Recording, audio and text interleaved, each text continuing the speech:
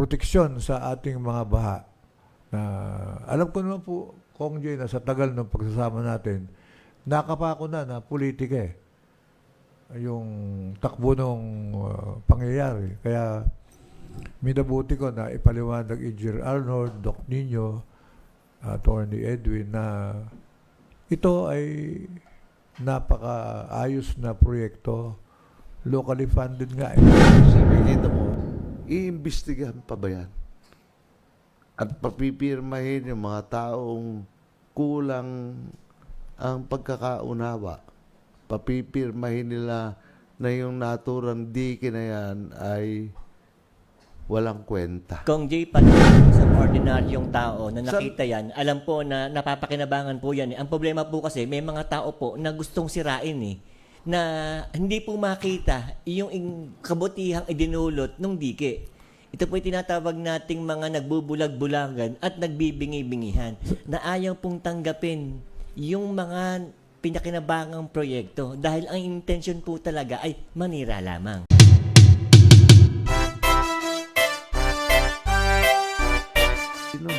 42 metros ang lalim, ang lapad sa ilalim, 6 na metro ang taas, at 21 metros ang ibabaw. Earth dike lang yon. Yung earth dike, matibay pagka matino ang gawa. Yung kabila, ito yung Pagas eh. Ito yung Valdefuente, Pagas side. Yan eh, Public Works and Highways. Kita mo, basta matino ang gawa ng dike. Ha? March 14, 2025 yan. Meron ng 7 taon yan. Na-wash out ba yan? Ha? Eh, wala namang armor yan. Wala namang bakal yan. Earth dike yan. Earth. Lupa. Arnold, di ba? O ito, paggawa ng Kabanatuan. Mas malapad ang ilalim. 42 metros ang lapad sa ilalim. Merong 21 metros ang lapad sa ibabaw. Kaya nga sinabi ni Atty. Villar sa ni Atty. Edwin, ang salita ni J. Rian, diki ngayon, karsada bukas, papunta sa Santa Rosa. So, isipin mo, iimbestigahan pa ba yan? At papipirmahin yung mga taong kulang ang pagkakaunawa. Papipirmahin nila na yung naturang dike na yan ay walang kwenta. Eh hanggang ngayon pinakikinabangan. No? Eh 2017 nung gawin yan eh. 8 years ago. Eh, hindi naman pera ng gobyerno nasyonal yan eh. Pera ng Kabanatuan yan. Krudo ng Kabanatuan. So, ngayon, noong 2024, ayan, nagkaroon na siyempre ng mga, ano tawag doon? Damo. Ng mga damo. Mas tumitibay pa nga ang dike. Pagka, Arnold, paliwanag mo. Tama po. Hanggat nagkakaroon po sa ng mga ganyang klase, mas maganda nga po sana yung mga talatalahib eh. Para nun, yung kasi mga ugat niya, yung nagpumipigil sa erosion ng lupa dahil alam naman natin, earth dike yan. Kaya mas maganda po, habang tumatagal, nagkakaroon ng mga scrub na sinatawag, yung mga talatalahib, tsaka mga damo, mas tumitibay po yung ating tinatawag na earth dike. Tsaka kung titignan natin, Engineer Arnold, 2017 up to now, na talagang pinapakinabangan ng mga taong bayan, lalong-lalo na may mga pananim na halaman, yung mga ari-arian na hindi pinapasok ng tubig tuwing babagyo. At saka ang tanong, bumabaha pa ba sa Samon? Yun nga po. Sa Caudillo? Ha? Malaki Pinapasok pakinabang pa na. ba sila? Ala na po nga Sa Pamaldan? Sa Talipapa? Talipapa. Sa Babaw ba na? Kalipambangan? Sa Babaw ba na? Hindi na sila pinapasok eh. Yung pulilyo na lang ang hindi naabot eh. Eh ito namang walang dike na yan. Eh talagang yan eh daang tubig. Yan eh sapang malaki yan papunta sa Pampanga River. Kaya ang kailangan gawin diyan para maging karsada bukas, lagyan ng tulay. Tulay. Oh. 9 na kilometro yan. Saan ka makakakita ng nagpagawa na local government unit ng ganyang uri sa halagang 450 milyong piso, 9 na kilometro ang haba. Siguro sa public works, baka 3 billion na. Malamang po. Ngayon, irereklamo tayo sa ombudsman yan. Ilalagay ng mga bugok. Ang hirap dito sa mga ito. Nakita ko, nagdadasal pa. Nagpe-pray over, calling. Ang calling pala, hindi si Panginoon Diyos. Si Taning pala. Ang kino-calling, Atty. Villar. Nakita mo ba yung Facebook na yun? Pinagpe-pray over, hindi si, Godly. Godly ba? Godly. Ano nakalagay? Godly man. Paano magiging godly man? Kaya tayo binabaha rito napakaraming quarry na nasira, na dinadala rito. Lahat ng kalye natin, tulay natin, nasisira ng mga truck ng quarry na yan. Hindi man lang proteksyonan yung daan. So, kailan ba talaga magkakaroon ng honesty between a good politician and a bad politician? Between doon sa gusto lang ay boto at saka yung gusto maging lingkod bayan. Yun ang tanong doon Atty. Edwin, ano ba ang masasabi mo? Atty. Villar, ano masasabi mo? Atty. Villar, ang alam ko siya pa magpapapirma kahapon ng... Magandang umaga po sa lahat at kahapon po kasi POJ, Gong J, may mga taong nagpunta sa opisina, sa City Legal Office at may dalang papel na nagpapanotaryo. At di umano ay may flood control project tayo sa Valdipuente na hindi nagawa. Ngayon, binasa ko po yung papel at tinignan ko, 2 paragraph lang. At hindi ko kilala yung tao. Ang sabi ko sa kanila, dalhin niyo yung tao sa akin at alamin natin kung may technical know-how siya at may kaalaman siyang sapat sa mga akusasyon na sinasabing ito. Dalhin niyo sa akin. Dito sa manumpa. Sapagat pag pinanumpa niya sa akin, lalabas yung katotohanan. So, may mga litrato pong pinakita sa akin at ang nakita ko nga, itong earth dike nito. So, nagkaroon po ako ng pagkakataon na ipaliwanag kung ano yung earth dike.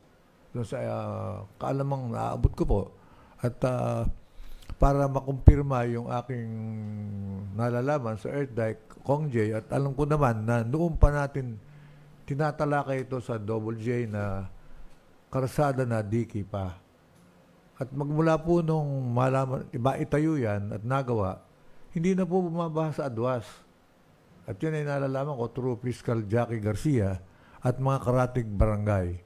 So, pinakita po sa akin yung mga pictures at tinanong ko kung sino yung mga taong nag-iimbestiga. Hindi naman po alam, hindi alam ang pangalan. Basta nakatayo lang puro sa earth dike. At sabi ko nga sa kanila, locally funded project yan na tapos na at nagdulot na ng kapakanan sa bayan ng Cabanatuan, lalo na sa mga barangay na nandoon Engineer Arnold. At yan po ang katotohanan. Sinasaliksik nila yung totoo na ginawa ng syudad, pero kulang sila ng kaalaman na ito ay locally funded project na tinapos ng Administrasyong Vergara through Mayor Amaica na ngayon ay ating kagalang-galang na mayor na nanunungkulan at yan po ang pangyayari. Ang nasa isip ko, Kong J, ito na naman yung politika na sinasabi mo nga between a bad and good politician na ang pangarap lamang ay maghanap ng puna doon sa ginagawa ng isang lingkod bayan, lalo na nga po ngayon na widespread talaga yung issue of flood control projects na mga ghost project. Eh sabi ko, kayo yung gumagawa ng multo. Nandyan yung earth dike. Tinatapakan nyo. Pumunta kayo sa City Hall. Open po yung Scenic Planning Office ni Engineer Elmer at malalaman nyo yung katotohanan. At kung kayo ay masugid na nanonood dito sa Double J, paulit-ulit po yan, Kong J, na sinasabi natin. Ginagawa pa lang yung earth dike na yan. Pinamamalasan natin yung kahihinatnan ng earth dike na ito ay talaga magbibigay ng sapat na proteksyon sa ating mga baha. Alam ko naman po, Kong J, na sa tagal ng pagsasama natin, nakapako na politika yung takbo ng pangyayari. Kaya minabuti ko na ipaliwanag Engineer Arnold, Doc Nino, Attorney Edwin na ito ay napaka-ayos na proyekto. Locally funded nga eh. Kita mo, Atty. Villar, yung godly man, hindi honest. Eh, siyempre ho yun. Natural sa pagkatao niya yung hindi maging honest. Kasi, Natatawa si Patrick, napanood siguro kung sino yung godly man. No. kasi ayaw Walang niyang honesty. tanggapin eh. Dapat tanggapin kung honest ka. Tanggapin. Kong J, kung honest ka, tanggapin mo yung totoo. Kasi to be honest is to know the truth. Yun lang naman ho ang consequences ng honesty eh. So, alisin po natin yung politika dyan sa earth dike na yan. Huwag nating isali yan dyan sa issues, sa national issues na flood control. Sapagkat ang district ko, ang pagkakaalam ko, Kong J, wala namang insertion ito eh. Walang insertion at saka 300 milyon lang natapos ni Ria yung lahat nung dapat tapusin kaya hindi pinapasok ng baha yung mga dating inaahon ng ilog, pwera na lang kung galing sa bundok. Kasi nga, kalbo na yung mga bundok ng Sierra Madre. So, yung baha kahapon sa Cuyapaba, sa Gabaldon, at saka saan pa, Patrick? Sa may Malinaw po. Sa may Malinaw. Opo. Lahat galing sa bundok na kinalbo na hindi ko naman sinasabi si godly man ng kumalbo. Lahat ng godly man kumalbo ng bundok. Lahat ng godly man kinwari. Sabihin na natin siya ho, kumalbo talaga. Kaya nga, paano kung hindi mo naman tinutukoy kung sino si godly man. Ano ba, Edwin, ang pakahaka mo ron? Baka po yung bulaang propeta. Naku, lumabo na naman. Lumawak yung godly man. Naging propeta pa. Ano po, mahirap po kasing maging matapat kung marami kang itinatago. Yun po kasing isang lingkod bayan, yung kanyang trabaho, dahil para sa bayan, talagang ipinaalam niya sa mga mamamayan. Pero kung ang pinaglilingkuran mo ay yung sarili mo, natural, itatago mo yun sa mga mamamayan. Tama yun, Edwin. Ako'y sususugan ko yung mungkahi doon sa bagay na yan. Manifestation, Your Honor. Ayun Ha? Marunong na ako ng konting mga terminology sa Kongreso. You may proceed, Congressman Jay. You have 2 minutes. Thank you, Mr. Chair. Thank you, Mr. Chair. Ang katotohanan po pagyayaring gawin, sa una pa lang, wala pa yung dike, habang tumataas pa lang yung dike, ating pinakikita na sa JJ. Totoo kaya Every week. Every week. Totoo kaya yung paniniwala ko na yung diki na yan Kasi 7 years ago, pinag-uusapan na rito yan. At yan patuloy na nilalahad natin sa taong bayan. Yung iba yung 9 years dahil kay Ria nag-umpisa eh. So yan ba'y talagang tumitibay habang nagtatagal yung panahon? Magandang umaga po sa ating lahat, attorney. Para po sa akin, lalo pong tumitibay yan habang sinusubok po ng panahon, lalong nakokompak dahil nadadaanan po yan eh. At saka tinutubuan rin po ng sinasabi ni Engineer Arnold na mga shrubs. At saka po kung yan po ay hindi tumitibay, makikita po natin na sa mga nakaraan na taon na nilubog yan, inabot yung diki na yan, nalusaw na po sana to kung hindi po ito matibay. At saka, Dahil si Ria, katulad mga concrete lining na yan, kita-kita mo yung tanda na eh. Ngayon, kung may diferensya yan, ang gawain ni Ria, susulat sa Public Works. Ipakikita i-coordinate. Naka-geotag para sa mga millennial. Naka-geotag, may date, may longitude, latitude, at pagkatapos pakikita kung asan yung sira, kung may sira, at kung asan yung pagkukulang, kung may pagkukulang. Kong Jay, sa pagkakaalam ko po, si Kong Ria lang yata yung congresswoman na nagbuo ng sarili niyang inspection team para mayroong monitoring yung mga proyektong ginagawa sa 3rd District.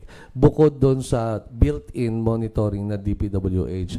Kaya po yung inspection team ni Kong Ria ay regular na nagsasubmit nung kalagayan ng mga project na ginagawa. At kung may makitang problema doon sa project, maaari doon sa paraan ng paggagawa o kaya naman ay doon sa materialis na ginagamit, si Kong Ria po ay agad na sumusulat sa DPWH at sinasabi niya kung ano yung problema na naobserbahan ng inspection team. Kamukha niyan, papunta yan sa Sumakab, Kaingin.